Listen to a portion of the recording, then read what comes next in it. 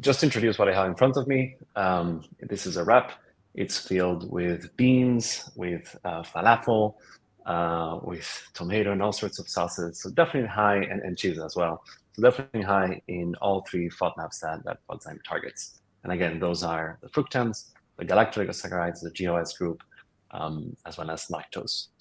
And so what's particularly interesting about this use case is that it's not something you can mix FODZYME in. And I know that some of you might be familiar with one of our recommendations, which is that when a food is something you cannot mix FODZYME in, that you should put FODZYME on a little corner and chew it with the first bite.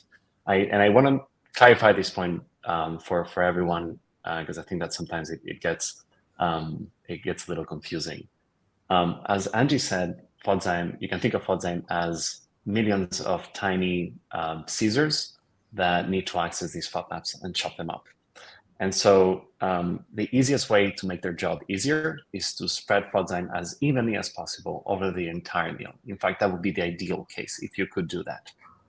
So in cases where you cannot do that, obviously what we recommended is to put it on a little corner and chew it. And as you're chewing it, you're really helping those tiny FODZYME enzymes really integrate into the food.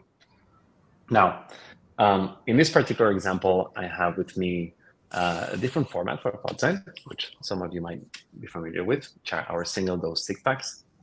You can take this with you anywhere. And what I like to do in this case is, instead of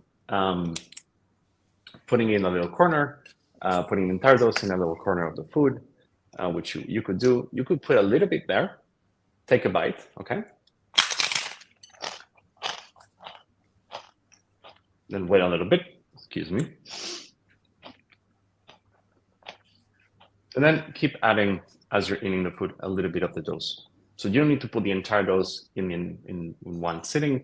You can spread the dose as you're eating this. This would be the ideal scenario if you can do that. If you cannot, you can obviously just put it on the first bite. So again, just wanted to make really, really clear that the ideal case scenario is for FODZYME to be evenly spread across the entire meal.